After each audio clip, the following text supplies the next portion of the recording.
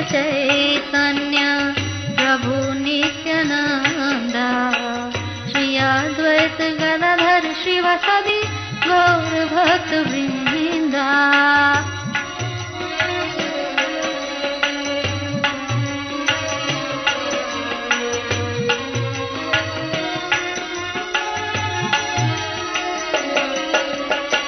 श्री कृष्ण चैतन्य प्रभु नित्यानंद श्री अद्वैत गदाधर शिवसदि गौर भक्त वृंदा।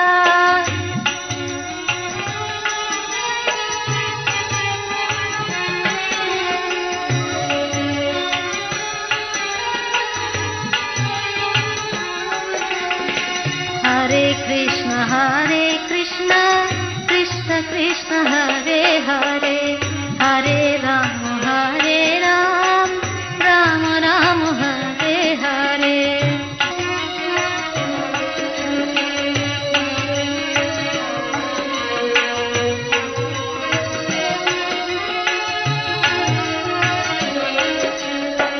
हरे कृष्ण कृष्ण कृष्ण हरे।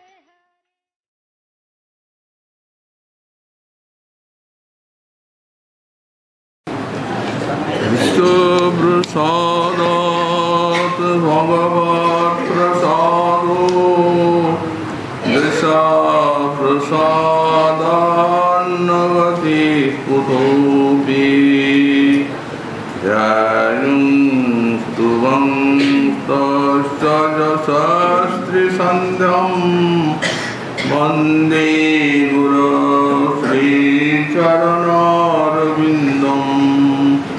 आजानुलम्बितभुजौ कनकावदातो संकीर्तनैकपितरौ कमलायताक्षौ विश्वाम्बरौ द्विजवरौ जुगधर्मपालौ वन्दे जगत्प्रियकरौ करुणावतारौ।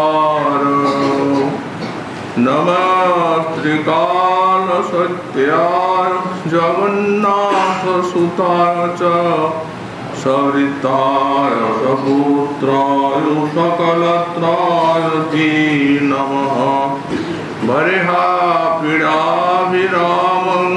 मृगमदखिलकणं कुण्डलाक्रान्तगण्डां पञ्चाक्षं कम्बुकण्ठां स्मितसुभगमुखं स्वाधुरीन्नस्तुवीनुं श्यामं शान्तं त्रिभङ्गं रविकरवसनं भूषितं वैजयन्त्या वन्दे वृन्दावनस्थं युवति शतवृतं ब्रह्मगोपालवेशम् तप्तकाञ्चन गौरङ्गी राधे वृन्दावनेश्वरी वृषभानुसुते देवी तं नमामि हरिप्रिये। मूकं करोति वाचालं पङ्गुं लङ्घयति गिरिं यत्कृपातमहं वन्दे परमानन्दमाधवम्। वाञ्छाकल्पतरुभ्यश्च कृपासिन्धुभ्यो एव च पतितानां पावनेभ्यो वैष्णवेभ्यो नमो नमः। हरिभक्ति परादे च हरिनामपरायणा दुर्विष्टा वा सुविष्टा वा कृष्णागणितं नमो नमः। नमो धर्माय महते नमो कृष्णाय विभूषे ब्राह्मणे वनस्कृत धर्मान् भक्षे सनातना नारायणं नमस्कृत नरं चैव नरोत्तमं देवीं सरस्वतीं व्यासं ततो जयो मुदीरये। जय रूप सनातन भट्ट रघुनाथ श्रीदेव गोपाल भट्ट दास रघुनाथ ईशय गुसाई करे चरण वंदन ध्यान दुर्गति प्रतिबिंब स्खलत्पादवतीर्मुषकृपादृष्टिदानेन सन्तः सन्तो बलं बलम् कदासुमणिकिङ्किणी बलयनूपुरप्रल्लसान् महामधुर मण्डलाद्भुतविलासरासत्सवे अपि प्रणयिनु बृहद्भुजगृहीतकण्ठोमयं परं निजरसेश्वरी चरणलक्ष्म वीक्षामहे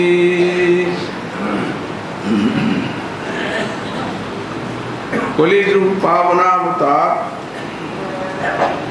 श्री श्री गौरांग महाप्रभु परम अंतरंग पार्षद परम पूज्यपाद श्री श्रील प्रबोधानंद सरस्वती चरण तार श्री श्री राधा रस सुधानिधि ग्रंथे 114 संख्यक श्लोके श्री श्री राधा माधुरी आस्वादनेर आकांक्षा निये बोलें पदा सुमणि किंकिणी बलय नूपुर प्रल्लसात् महामधुर मंडलाद्भुत विलासरासत्सवे सुमणि किंकिणी बलय नूपुर प्रल्लसात्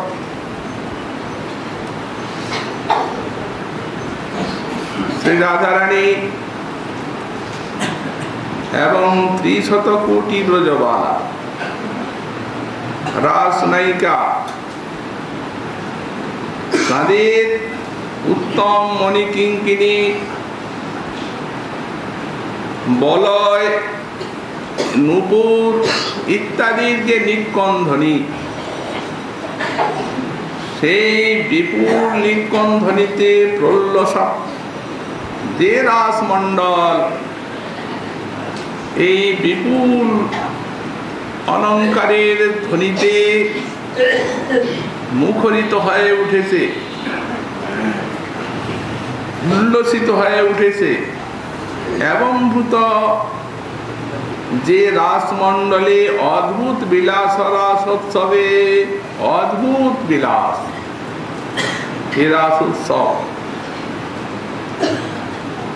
সেই রাসোৎসবে অপি প্রণয়িন বৃহৎ ভুজ গৃহীত কণ্ঠময়ম প্রণয়িন শ্রীকৃষ্ণস্য রাস রসিকস্য রাস রসিক প্রণয়ী শ্রী শ্রী শ্যাম সুন্দরী আজানুলম্বিত বাহুকর্তী গৃহীত কণ্ঠা সব্রজবালা বলেন এই রূপ আমরা কিন্তু পরং নিজ রসেশ্বরী চরণ লক্ষ্ম বিশ্বামহে আমাদের লক্ষ্য কিন্তু থাকবে ওই নিত্য মুখরিতা মধুময়ী রাসেশ্বরী শ্রী শ্রী রাধারানীর চরণের দিকে। কিভাবে তিনি নৃত্য করছেন সেই নৃত্যের তালে তালে তার সেই কোটি কমলা বাঞ্ছিত চরণ কিভাবে মধুময় রাসস্থলীতে তার চিহ্নগুলি অঙ্কিত হচ্ছে আমরা কিন্তু সেইগুলি দেখব। শ্রীপাদ গোস্বামী চরণ 2টি শ্লোকে পেয়েছেন এই রাস লীলার মধুর স্ফূর্তি। পূর্ব শ্লোকে তিনি স্ফূর্তির ভিতরে পেয়েছেন রাস নায়িকা শ্রী শ্রী রাধারানী এবং রাসেশ্বরী রাধারানী এবং তার সখীগণকে। সখীগণ মনের মতো করে রাধারানীকে সাজিয়েছেন। উৎসব তো, উৎসবে যোগদান করতে গেলে সব বিচিত্র মুনি স্বর্ণাদি ভূষণে ভূষিত হয়ে আর উৎসবে যোগ করা হয়। সুতরাং রাসোৎসব যখন মনের সাজে সাজিয়েছেন, আর ভাবের অলঙ্কার আধার তো আছেই। রাধারানী শ্রীকৃষ্ণের বংশীরবের আমন্ত্রণে এই সখীগণ কর্তৃক সজ্জিত অলঙ্কারে এবং বিবিধ ভাবের অলঙ্কারে অতিভূষিতা হয়ে আর উন্মাদিনীর মতো ছুটে চলেছেন সেই যমুনা তীরে, সেই রাসস্থলীতে। কিঙ্করীগণ আছেন, শ্রীপাদও আছেন। রাধারানী এসে পৌঁছেছেন, আজ স্ফূর্তিটির বিরাম হয়ে গেল। যেন আস্বাদনের নন্দন কাননের থেকে বিরহের মরুভূমিতে এসে পড়লেন, হাহাকার করে উঠলেন, রাধে কোথায় তোমার সেই রাসলীলার অভিসার?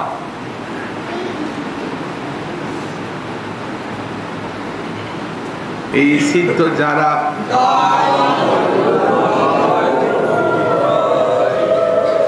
তাদের আস্বাদন আর অনুভব ছাড়া আর কিচ্ছু থাকে না। স্ফূর্তির ভিতরে ওই সিদ্ধ স্বরূপে করছেন সাক্ষাৎ লীলারসের আস্বাদন, আর যখন স্ফূর্তির বিরাম হয়ে যাচ্ছে তখন সাধক দেহের আবেশে করছেন প্রার্থনা, শ্রবণ, কীর্তন, সাধনের আস্বাদন। এরূপ আস্বাদনের পরম্পরা চলেছে। সাধনের আস্বাদনটি কম নয়, বিশেষ করে শ্রী শ্রী রাধা মাধবীর লীলারসের শ্রবণ কীর্তন এত মধুর এবং এত আশ্চর্য যে সিদ্ধগণকেও এই বিষয়ে প্রলুব্ধ করে তোলে। আমরা দেখতে পেলাম এই বৃন্দাবনে শ্রীপাদ বিল্লমঙ্গল ঠাকুর যখন শ্রীকৃষ্ণের দর্শন লাভ করলেন, তখন শ্রীকৃষ্ণ বলছেন বর চাও। উনি বলছেন প্রভু যদি এই বর দেবে তাহলে এই দাও। জানি তচ্চরিতামৃতানি রসনা লিজ্জানি ধন্যাত্মনা, যে বা শৈশব চাপল বেতি করা এই রাধা বরোধন্মুখা, যা বা ভাবিত বেণু গীত গতয় তোমার লীলা মুখাম্বুরুহে ধারাবাহিকতায়া স্ফুরন্ত হৃদয়ে তান্যেব তান্যেব মে। প্রভু এই বর দাও, এই ধন্যাত্মাগণ তোমার রাধারানীর সহিত যে লীলাকে জিহ্বাতে লেহন করে থাকে, লেজ্জানি অর্থাৎ অতি মধুর লেজ্জ পদার্থ খাদ্যকে যেমন কেউ ওই লেহন করতে করতে আস্বাদন করে, ধীরে ধীরে চেটে চেটে আস্বাদন। তো যারা লীলা বর্ণনা করেন তাদের এই লেজ্জান লেহন করে করে আস্বাদন, যেমন এই সরস্বতী পাদ লেহন করছে, যেমন শ্রী শ্রী দাস গোস্বাই পাদ লেহন করেছে। লেজ্জানি এরা ধন্যাত্মনা। তোমার সেই যে রাধা রানীর যখন তুমি পথ অবরোধ রাধা বরদুন্মুখা, তার মানে কোন লীলা দেখতে চাচ্ছেন? দান লীলা। বর্ত্মরোধন লীলা, পুষ্পচয়ন লীলা, এই সমস্ত লীলাগুলি তিনি জিহ্বাতে যারা আস্বাদন করেন সেইগুলি স্মরণ করতে চাচ্ছেন হৃদয়ের ধারাবাহিক রূপে স্ফুরিত। আর তোমার এই মধুর বেণুগানময় মুখাম্বরুহের যে লীলা, সেই লীলা, এই লীলাগুলি আস্বাদন করো। কৃষ্ণ বলছেন, ঠাকুর দেখো, এ তো সাধকের কাজ, সাধকেরাও শ্রবণ কীর্তন এবং স্মরণাদি করে থাকেন আমার লীলা। তুমি তো হে সিদ্ধ, তুমি সাক্ষাৎ আমাকে দেখে বর চাইছো, অতএব তুমি তো চাইতে পারতে প্রভু এই বর দাও যেন সাক্ষাৎ তোমার সেবায় আমি নিরত থাকি। কিংবা সিদ্ধ যারা, আমাকে দেখলেই তো সিদ্ধ, জ্ঞান যোগে সিদ্ধ, তারা মুক্তি চায়। কর্মকাণ্ডে সিদ্ধ যারা, তারা ধর্ম অর্থ কাম চায়। এইগুলি চাও। সাধকের কথাটা ওটা তো অনর্থনিষ্ঠ সাধকও পাচ্ছে শ্রবণ কিনে। বলেন, প্রভু এই কথার উত্তর শুনবে? স্থিরতরা ভগবান যদি স্যাৎ দৈবেন ফলতি দিব্য কিশোর মুক্তি। প্রভু তোমাতে যদি আমার এই সাধন ভক্তি শ্রবণ কীর্তন স্মরণাদি স্থির থাকে, নিরবধি যদি আমি ভজন করতে পারি, তাহলে তোমার এই দিব্য মূর্তিখানি আমাকে চাইতে হবে না, এটা আপনা আপনি ফলিত হয়ে যাবে। ফলিত হওয়াটা কি? এই মূর্তির যে রস, সেইটি অধিকাধিক রূপে আস্বাদ্য হবে। কারণ রূপ গুণ লীলাতে এই মূর্তির অভিব্যক্তি আছে রসের। আর তুমি মুক্তি চাইতে বলছো প্রভু, মুক্তি স্বয়ং মুকুলে তাঞ্জলি সেবতে স্মন। আমরা তোমার ভক্ত, মুক্তি চাই না, মুক্তি হাত জোড় করে আমাদের সেবা করে। ভক্তই তো প্রকৃত মুক্ত। মুক্তি হিত্যান্যথা রূপম স্বরূপীন ব্যবস্থিতি। যারা নিজের স্বরূপের চিন্তনে অভিমানী, আনন্দ সাগরে ভাসমান, এই দেহবন্ধন দেহাভিমান ভুলে গিয়েছেন, তারাই তো প্রকৃত মুক্ত। এই অন্যথা রূপেই তো বন্ধন। আর ধর্ম অর্থ কাম প্রভু আমাদের সেবার অবসর প্রতীক্ষা করবে। ভক্ত তো ধর্ম অর্থ কাম চান না, তবে হ্যাঁ, যদি ভগবান কৃষ্ণের এবং ভক্তের সেবায় অর্থ সম্পদ লাগে তখন নেন। এসব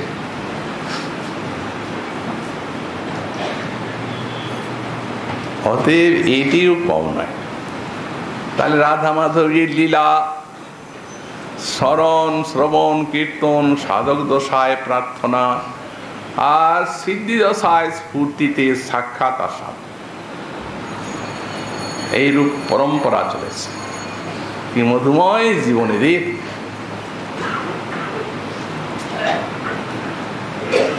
শ্রী রাধারানীর কৃপায় সেই লীলাটি আবার চোখের সামনে ফুটে উঠল। রাসলীলা, রাসেশ্বরী আগমন করছেন। গোবিন্দ দেখছেন ঈশ্বরী এলেন। রাধারানী হচ্ছেন রাসেশ্বরী, গোবিন্দ হচ্ছেন রাস রসিক। রাসেশ্বর তাকে কোথাও বলা হয়নি, রাস রসিক বলা হয়েছে তাকে। আর অন্যান্য ব্রজবালা হচ্ছেন রাস নায়িকা। ঈশ্বরী না হলে তো খেলা বন্ধ। ঈশ্বরী আগমন করলেন, রাস লীলার উল্লাসে উল্লসিত হয়ে উঠল হৃদয়খানা। চিনতে পারছেন, চিনতে পারেন না। গোবিন্দের নেত্রে এই রাধারানী ক্ষণে ক্ষণে নবনবায়মান। গোবিন্দ রাধারানীর নেত্রে নবনবায়মান। দেখে কেউ কাউকে চিনতে পারেন না। এই মধ্যালীলা এখানে আসছেন, দর্শন করেছেন রাধারানী, হতচকিত, ভেবে উঠতে পারছেন না এই জিনিসটাকে। গোবিন্দ বলছেন কিং কান্তে কুল দেবতা, একবারে সোনার আলোকে উদ্ভাসিত, ইনি কি কান্তির কুল দেবতা? কিন্তু কান্তির ভিতরে তো তারুণ্য থাকে না, তো তারুণ্য লস্মিরিয়ম, তাহলে কি ইনি তারুণ্যের কমলা সাক্ষাৎ? কিন্তু তাতে তো মাধুরী থাকে না। ইনি কি সাক্ষাৎ সেই মূর্তিমতী মাধুরী? না লাবণ্য বন্যানুকিম, না লাবণ্যের বন্যা এদিকে ছুটে আসছে, কিন্তু লাবণ্য তো এত আনন্দ থাকে না। তাহলে কিংবা আনন্দ তরঙ্গিনী, তাহলে কি ইনি আনন্দ তরঙ্গিনী, আনন্দের নদী হবেন নাকি? কিন্তু আনন্দ যদি হয় তাতেও কে তো আস্বাদন থাকে। তাহলে পীযূষধারা শ্রুতি, তাহলে কি এটি অমৃত ধারার অমৃতের ঝর্ণা? না না না না না, আমা হইতে আনন্দিত হয় ত্রিভুবন, আমাকে আনন্দ দেবে ওইছে কঞ্জন। এই অমৃত আনন্দ, এই মাধুর্য লাবণ্য, এ তো আমার থেকেই বেরিয়েছে। অমৃত রূপম আনন্দম ব্রহ্ম রস বৈশ লাবণ্য সারম, তাহলে আমাকে আনন্দ দেবে কি? এগুলি একটা একটাও নয় এটা, আর সবগুলি মূলেও নয়। কান্তা সাগুতম ইন্দ্রিয় গণা লাজন্তাগতা, আমার ইন্দ্রিয়গুলিকে যখন ইনি আনন্দ দিতে দিতে আসছেন, তখন ইনি আমার সেই কান্তা শিরোমণি শ্রী শ্রী রাধা শেষ পর্যন্ত স্থির করলেন।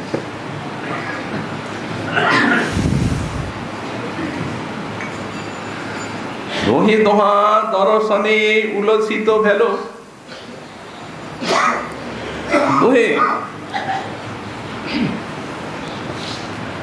আকুল অমিয়া সাগরে ডুবি গেল। দুজন নয়ন হয়ল যব থির, দুজন দুহেরি ধরকত নির। সসম্ভ্রমে নিয়ে এলেন রাসেশ্বরী। আগে যে পরে ধরি রাইলই বসাল পাবে, ছুটে এসেছেন তো মুরলীর আকর্ষণী ঊর্ধ্বস্ব আছে। ধর্মাত্ম দেহ সুকুমারী পিতবাসে মৌছই রাই মুখ ঘামে। অদ্ভুত। একটু বিশ্রামের পর আরম্ভ হলো রাস নৃত্য। গোপী কৃষ্ণ সারা বৃন্দাবন ছেয়ে গেছে। মহারাশে 300 কোটি গোপী, আর তাসাং মধ্যে দয়োদয়, দুইটি গোপীর মাঝে এক একটি শ্রীকৃষ্ণের প্রকাশ। এটি তো মুখ্য প্রকাশ। এই রাস আর মহিষী বিবাহ, এই কৃষ্ণের মুখ্য প্রকাশ। সৌবর্যাদি প্রায় সে কাব্য নয়। কাব্য হইলে নারদের বিষয় না হয়, নারদও পারেন কাব্য করতে। একই জিনিস। তাহলে 450 কোটি মূর্তির জায়গা হলো কোথায়? রাসস্থলী একটু যমুনার কিনারে। 450 কোটি, 2-10টা নয়, 2-5টাও নয়। বৃন্দাবন বিভূধাম, এখানে একটা রেণুকণার ভিতরে অনন্ত কোটি ব্রহ্মাণ্ডের স্থান হতে পারে। এই বৃন্দাবনে ব্রহ্মা এসেছিলেন ছোট্ট একটু স্থানে, তিনি অনন্ত বৈকুণ্ঠের সম্পত্তি দেখেছিলেন। বৈকুণ্ঠ বিভু, কিন্তু অনন্ত বৈকুণ্ঠ দেখেছিলেন এই জায়গায়।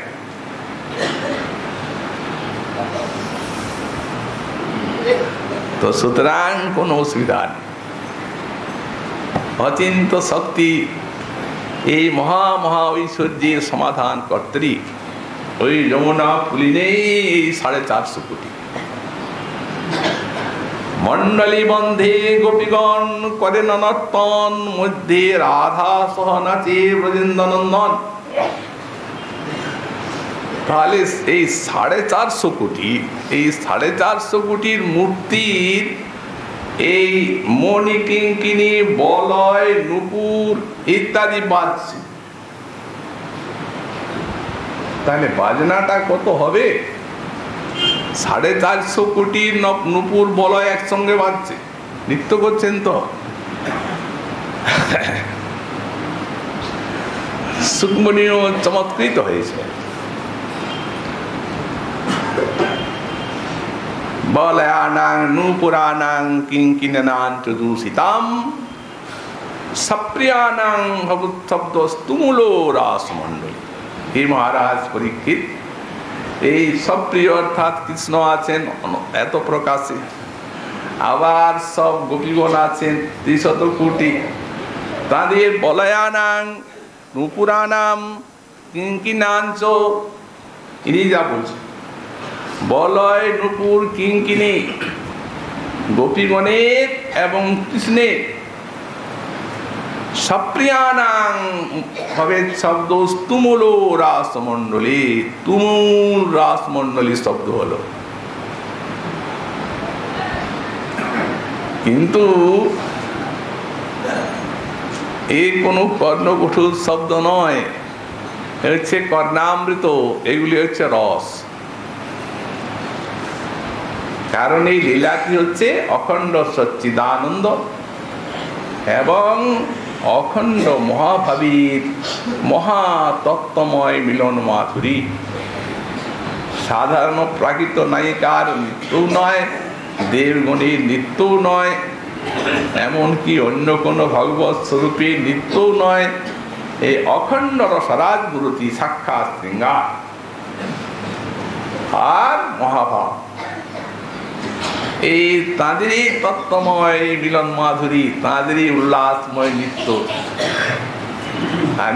আমরা একদিন বললাম যে রাধারানীতে এত মহাভাবের প্রাচুর্য যে তার অলঙ্কারগুলি সব প্রেমময় হয়ে গেছে। অতএব তো অলঙ্কারের ধ্বনি সব প্রেমময় ধ্বনি। কিন্তু মহাজন বললেন অনেক বাদ্য, আবার কি আছে সব গোপীগণ বাজাচ্ছেন নৃত্য গীত, তার বাদ্য আছে। আবার দেবগণ পুষ্পবৃষ্টি করছেন আকাশে, তারাও বাদ্য বাজাচ্ছেন নানাবিধ। এত বাদ্য এই রাস রজনীতে, কিন্তু 2টি বাদ্য সবার থেকে বড়। ওগুলি কি? হরে বিদগ্ধতা ভিসা রাধা সৌভাগ্য দুন্দুভি। একটা ভেরি বেজেছিল অদ্ভুত, আর একটা দুন্দুবি বেজেছিল, সে বাদ্যের তুলনা নেই। সেগুলি কি? রসের নৃত্য তো, অতএব সেগুলি রসের বাজনা সাক্ষাৎ। শ্রীহরি রসবিদগ্ধতা রূপ ভেরি বেজেছিল, আর রাধারানীর সৌভাগ্য রূপ দুন্দুবি বেজেছিল।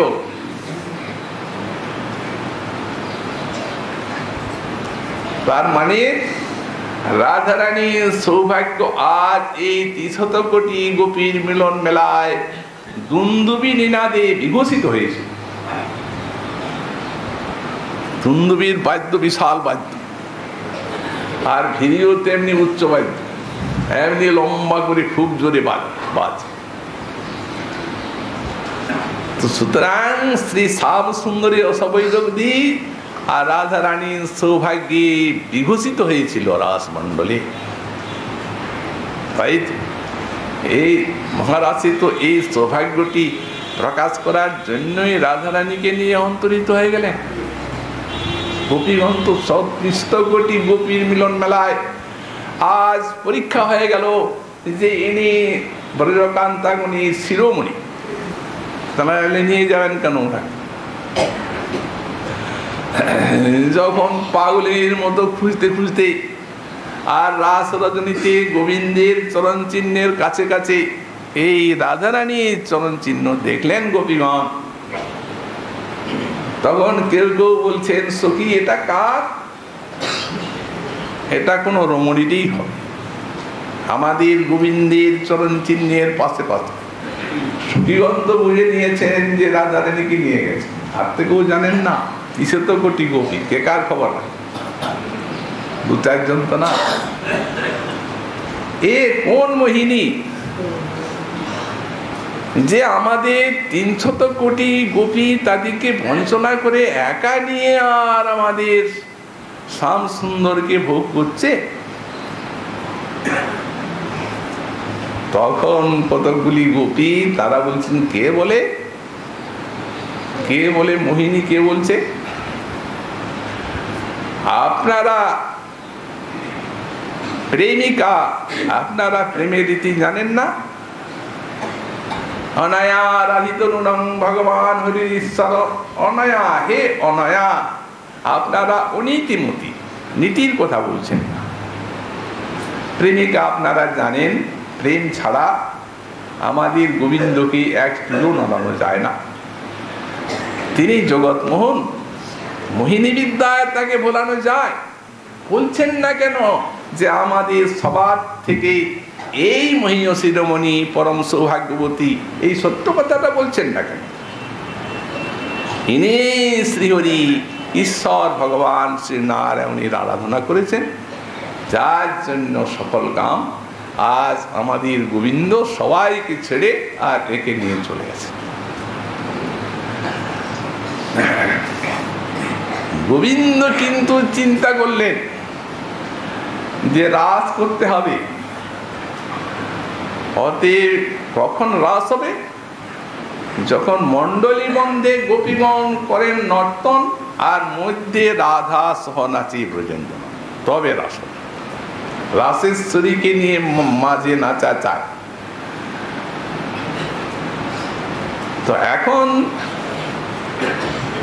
আরো দেখাতে হবে রাধার মহিমা সকলকে চোখে আঙুল দিয়ে, কারণ এখন তো কতগুলি বলছে মোহিনী বলে, সেই যারা মোহিনী বলছে তারা যদি আমি যখন ওই মাঝে তাকে নিয়ে নাচবো তখন যদি তাদের অসুয়া তরঙ্গ জাগে তাহলে আর আসলো না। এই মহাভাব সিন্ধুতে কোনো তরঙ্গ থাকলে রাসক্রীড়ার মতো মহারসক্রীড়া হওয়া সম্ভবপর নয়, কোনো সঞ্চারী থাকবে না। নিস্তরঙ্গ মহাভাব সিন্ধুতে খেলা করবেন না, তবে রাস।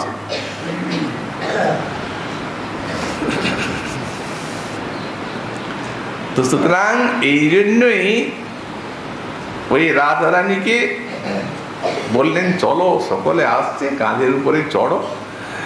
তারপরে একটু আড়াল হয়ে গেলেন। যখন শ্রী রাধারানীকে এসে দেখলেন তারা গোপীগণ সেই মহা উৎসাহ, তখন বুঝতে পারলেন সত্যিকারই আমরাও তো হারিয়েছি একে, কিন্তু এই দশা তো আমাদের হয়নি। সনাতন গোস্বামী পাদ বললেন ত্যাগ করার কোনো প্রসঙ্গ নয়, এটা রাধারানীর প্রেম বৈচিত্র্য, মাকে ছাড়তেই পারেন না। এই প্রেম বৈচিত্র্য লীলায় গোপীগণ এলেন যখন, তখন একটু সরে গেলেন।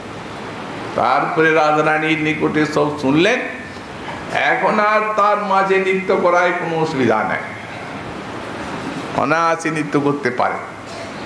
তো 300 কোটি গোপী নাচছেন চারদিকে, অদ্ভুত মন্ডল, মন্ডল মন্ডল চারদিকে গোলাকার গোলাকার গোলাকার। আর অবশ্য রাধারানী ভিতরে নাচছেন এবং সেখানে সখীগণ আছেন, প্রথম মন্ডলে সমস্ত সখীগণ আছেন, তারপর অন্যান্য গোপীগণকে নিয়ে নিয়ে নিয়ে নিয়ে আর বিশাল রাসমণ্ডলে হচ্ছে নৃত্য, বলয় নুপুর ইত্যাদি ধ্বনি উঠছে। কি অপূর্ব সব নিক্ষণ, রাস রসিক নৃত্য করছেন।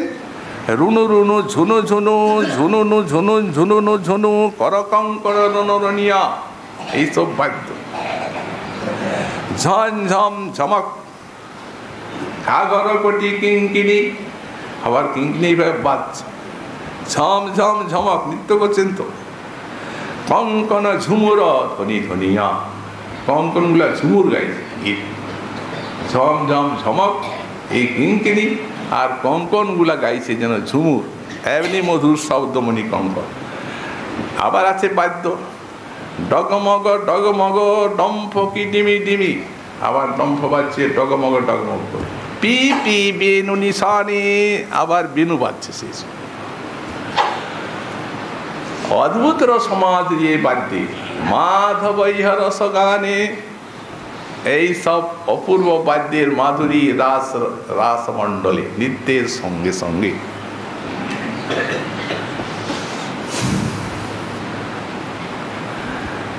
শ্রীপাদ গোস্বামী চরণ তিনি সাক্ষাৎ সেই মঞ্জরি স্বরূপী রসমাধুরী আস্বাদন করছেন। সখীর সঙ্গে নৃত্য হয়, কারণ সখীগণের নায়িকাত্ব আছে। যেমন সখীত্ব আছে তেমনি নায়িকাত্ব আছে কোনো কোনো সময়ে। সেটি অবশ্য রাধারানীর ইচ্ছায় হয়, সখীর ইচ্ছা নয়। যদ্যপি সখীর কৃষ্ণ সঙ্গমে নাহি মন, তথাপি রাধিকা যত্নে করায় সঙ্গম।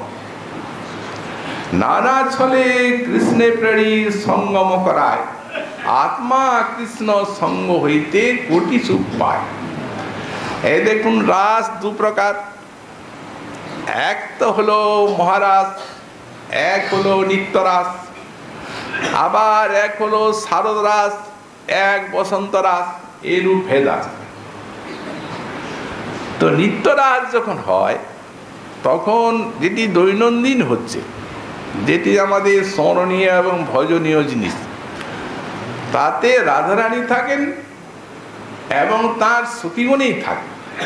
অনন্ত রাধারানী সহস্র সহস্র সখী, তারা চারদিকে তাঁদিককে নিয়ে নৃত্য করেন। তাসাং মধ্যে দয়, আর মধ্যে রাধারানীকে নিয়ে নৃত্য করেন। মধ্যে রাধা সহনাচে ব্রজেন্দ্রনন্দন। কিন্তু এখানে আমাদের গোস্বামী পাদ কি বলছে, একটা কথা উল্লেখ করছেন এই যে অপি প্রণয়ন বৃহৎ ভুজ গৃহীত কণ্ঠ বয়ম। যদ্যপিও আমরা প্রিয়তম প্রণয়িনী শ্রী শ্রী শ্যাম সুন্দরের আজানুলম্বিত বাহু কর্তৃক কণ্ঠে আলিঙ্গিতা, তাহলে এই মঞ্জরি স্বরূপটা কি করে দাঁড়াবে? কণ্ঠে আলিঙ্গিতা বলছেন, মঞ্জরির সঙ্গে কোনোদিন শ্যাম সুন্দরীর মিলন হয় না। এবং রাসরজনীতে তারা কৃষ্ণের কণ্ঠালিঙ্গিতা হয়ে নাচেনও না। তাদের আছে রাস নৃত্যের ভিতরে সেবা। তারা বিবিধ বাদ্য বাজান, সেখানে বাতাস করেন, চামর ঢুলান এবং মুখে তাম্বুলাদি দান করেন। এই সমস্ত আছে সেবিকা তারা, এই সমস্ত আছে কিঙ্করীগণের সেবা। তো সুতরাং এখানে বয়ং শব্দটা দিয়েছেন। আমরা যদিও ওই শ্যাম সুন্দরের বৃহৎ বাহুদণ্ডের দ্বারা গৃহীত কণ্ঠা হয়ে থাকবো, তথাপি আমাদের দৃষ্টি থাকবে রাধারানীর চরম সৌন্দর্যের দিকে। এটা কিন্তু এই বয়ং শব্দটা দিয়েছেন সখীগণকে উল্লেখ করে, লক্ষ্য করে। আসলে তিনি যে শ্যাম সুন্দরীর কণ্ঠে গৃহীতা, এটি হলে আর মঞ্জরি ভাব থাকলো না। আর শ্লোকে শ্লোকে মঞ্জরি ভাব রস আস্বাদন করে আসছেন, দাসী ভাব। অতএব সেবিকা তিনি সেখানে রাস রজনীতে ওই রাসের সেবাই করেন। তবে হ্যাঁ, এটা এই জন্যই বলেছেন একটা সখীগণের প্রাধান্য আছে, কারণ তারা যদিও সৌভাগ্যে মঞ্জুরিগণেই শ্রেষ্ঠা, ঠিক, কারণ মঞ্জুরিগণের যে সেবা এবং মঞ্জুরিগণের যে সমস্ত গোপনীয় রসমাধুরী লীলার আস্বাদন সে সখীগণের নাই, কারণ সখীগণের সঙ্গে সাম্যভাব আছে রাধা। তা এই জন্য আর সময় সময় নায়িকাত্ব হয়, ওটা হওয়ার কোনো সম্ভাবনাও নাই। এই জন্য রহস্যময় শ্রী শ্রী রাধা মাধবীর যে কুঞ্জবিলাস, সেই কুঞ্জবিলাস আস্বাদনে দর্শনে এবং সেই সময়ে শ্রী শ্রী রাধা মাধবের সেবায় সখীগণের যে অধিকার, এই মঞ্জুরি সখীগণ ওখানে যেতে পারেন না। রতিরণী শ্রমযুত না গরি না গর মুখ ভরি তাম্বুল যোগায় মলয়জ কর্পূর মৃগমদ চন্দন মিলিত হি গাত লাগায় অপরূপ প্রিয় সখী প্রেম। সেই রহস্যময় লীলা ভূমিতে সেবা নিজ প্রাণ কোটি দেই নির্মন সই নহ তুল লাখ বানহিম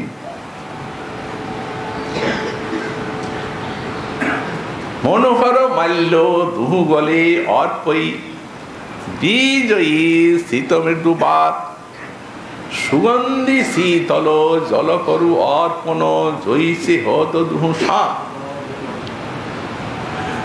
দুহুক চরণ মৃদু সম্বাহন পরিশ্রম করল হি দূর ইঙ্গিতে শয়ন করল দুহু সখীগণ সবহু মনোরথপুর। কিন্তু সখীগণের প্রাধান্য এই জন্য এরা তো কিঙ্করী সেবিকা, তো সখীগণেরও সেবা করে সময়ে, এবং সখীগণ এইরকম রহস্য লীলায় যেখানে তাদের গমনাধিকার নাই সেখানে এদিকে পাঠান, যা এখন প্রদেশ সেবা। তো সুতরাং এরা তাদের আজ্ঞাবাহিকা। তাই সখীগণের প্রাধান্য নিয়ে পদমর্যাদা নিয়ে বলছেন যে আমরা মানে সখীগণ কণ্ঠগৃহীতা, অতএব যদিও প্রণয়ী শ্রী শ্যাম সুন্দরীর কর্তৃক গৃহীত কণ্ঠা, তথাপি রসেশ্বরী, এখানে রসেশ্বরী নিজে রসেশ্বরী রাধারানীর চরণের দিকে আমাদের লক্ষ্য থাকবে। তার মানে রাধারানী চরণ মাধুরী আস্বাদন করছেন, কিভাবে নৃত্য করছেন রাধা, এবং সেই চরণের যে চিহ্নগুলি কিভাবে সে রাসস্থলীতে পড়ছে, অঙ্কিত হচ্ছে সেই চরণের শোভা, এগুলি কিন্তু সখীগণ দর্শন করছেন রাধার, আর মঞ্জুরিগণ আছে, কারণ নিকটে আছেন তারা। অতএব এইরূপ মঞ্জুরিগণের অভূতপূর্ব আস্বাদ, এই আস্বাদ কম নয়। এই রসের আস্বাদনে একদিন মহামুক্ত পুরুষ শ্রীপাদ সুখদেব মুনি তিনি নিজে ভেসে গেলেন, এবং আসন্ন মরণ মহারাজ পরীক্ষিত, যার 7 দিন মাত্র আয়ু, তাকে এই রসমাধুরী আস্বাদন করালেন এ রাস রসক্রীড়া। সুতরাং এই যে কি আশ্চর্য বস্তু এবং কত চিন্ময় আর রসময়, তা এইখানেই বুঝতে হবে। কারণ বিশ্বের মানব যারা এই বিশ্বের সংস্কার যাদের চিত্তে ছাপ লেগে আছে, সেই তাদের এই সমস্ত রসময় লীলা এই অনুভব করা খুব কঠিন ব্যাপার। কে বুঝবে রাধাকে আর কে বুঝাবে?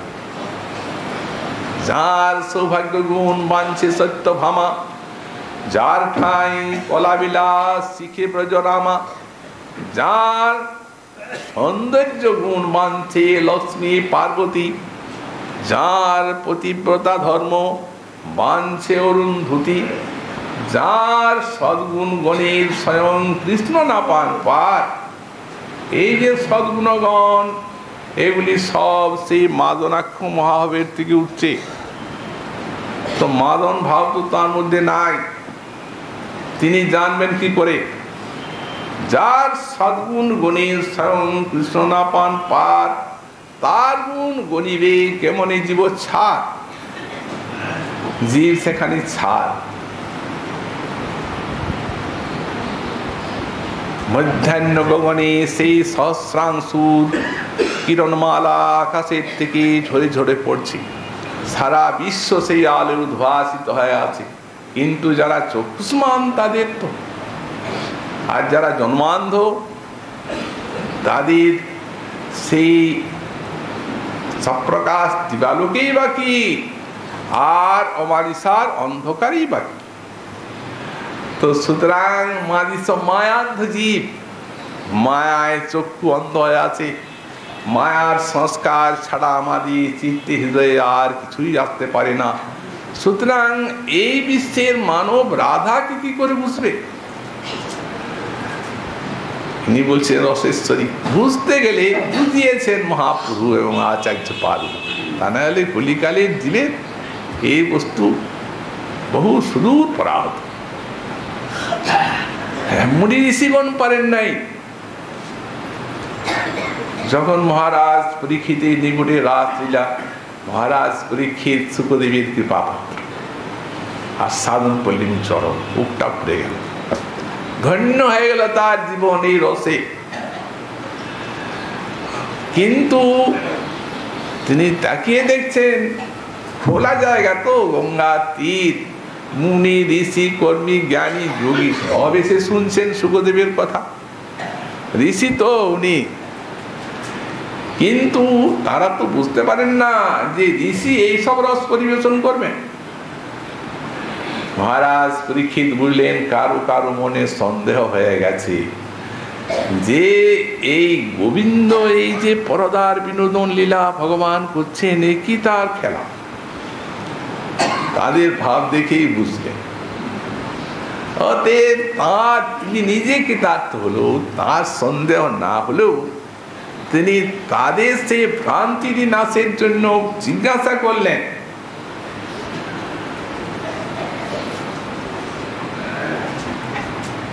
প্রভু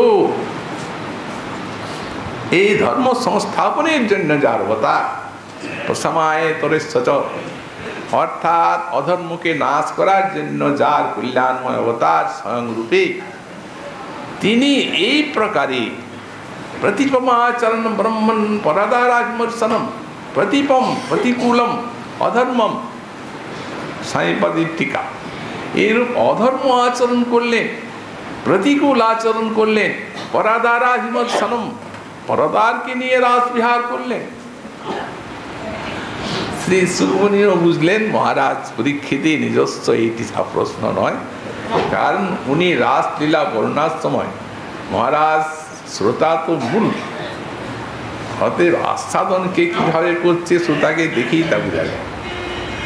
অতএব উনি যে পূর্ণ আস্বাদন করেছেন সেটা সুকমণি জানেন। তবে হ্যাঁ, যারা সেইরূপ শ্রোতা আছেন তাদের ভ্রমটা ভাঙতে হবে। উনি বলেছেন ধর্ম সংস্থাপনের জন্য অবতার, অতএব এইরূপ খেলা খেললেন। যজ্ঞদ আচরতি, যে যে আচরণ করেন বিজ্ঞগণ শ্রেষ্ঠগণ সবাই তা আচরণ করে, আর সাধারণ মানুষ যদি এটা করে তাহলে কি হবে?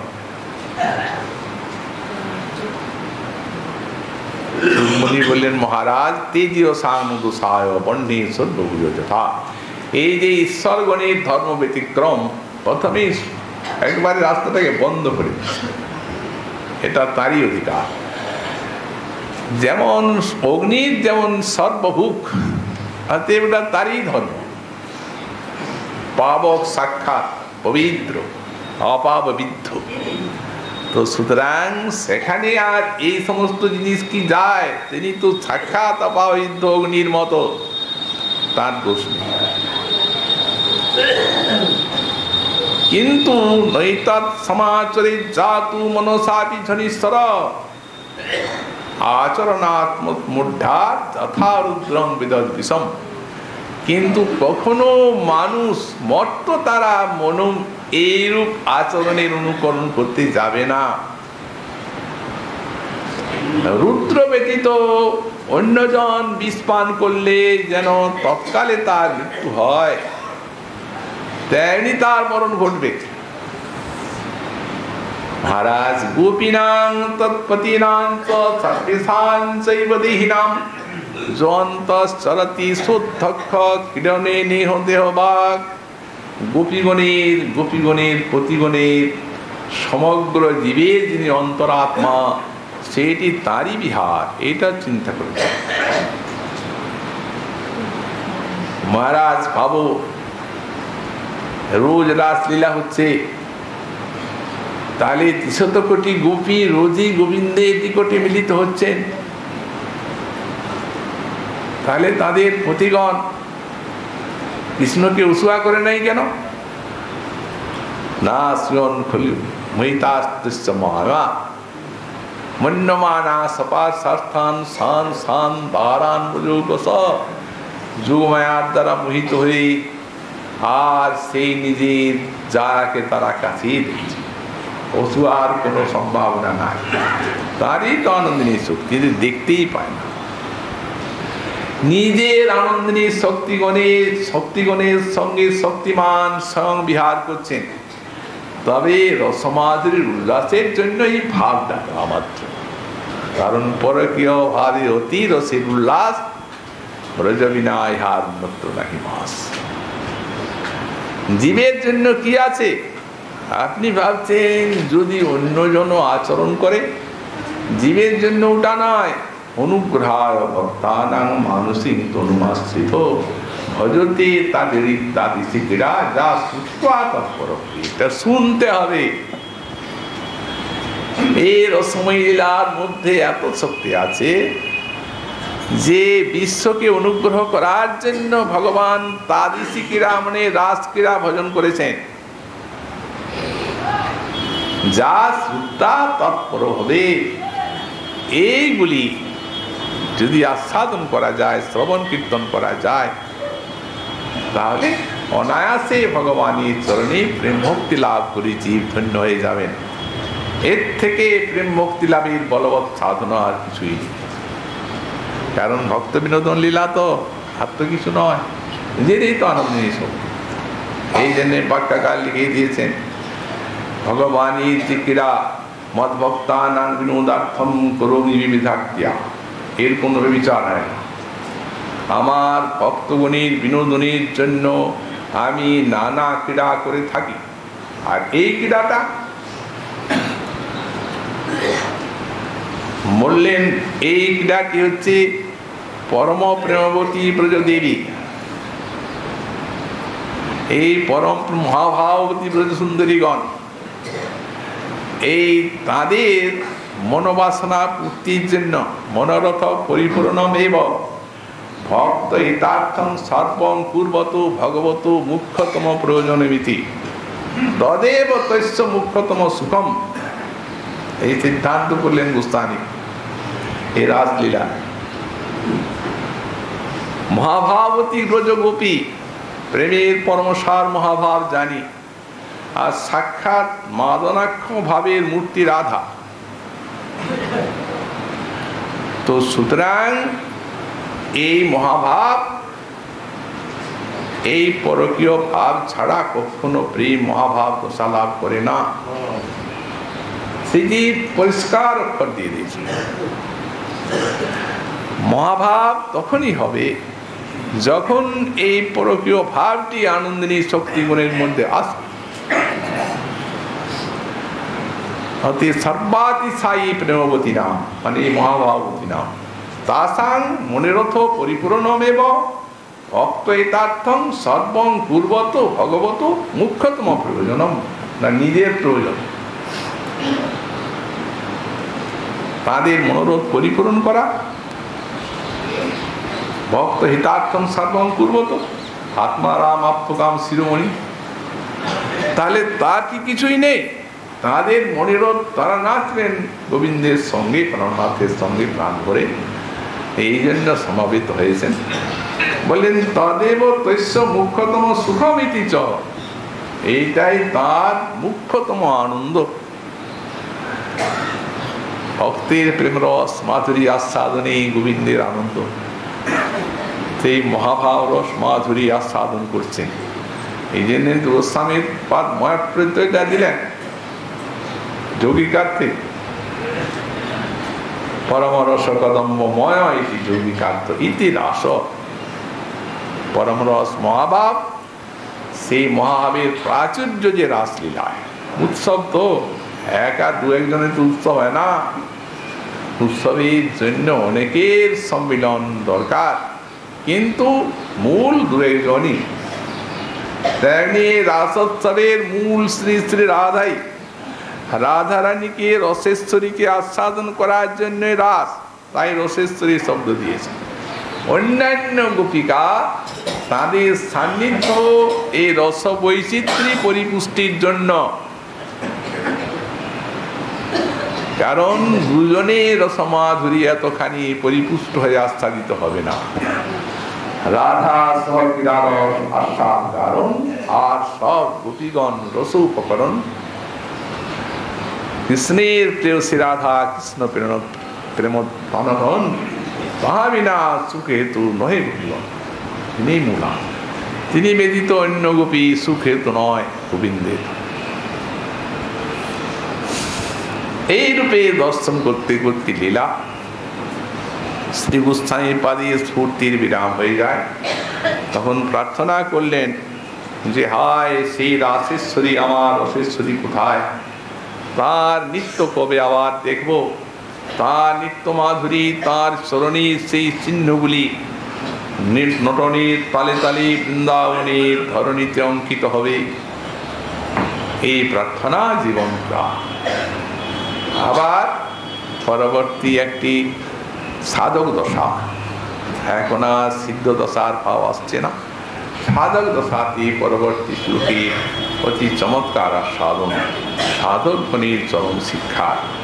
শ্রীমন মহাপ্রভুর কৃপা হলে আগামীকাল আবার সেই শ্লোকের আজকে আমাদের রাধারণী ভাই কথা এখানেই বিশ্রাম।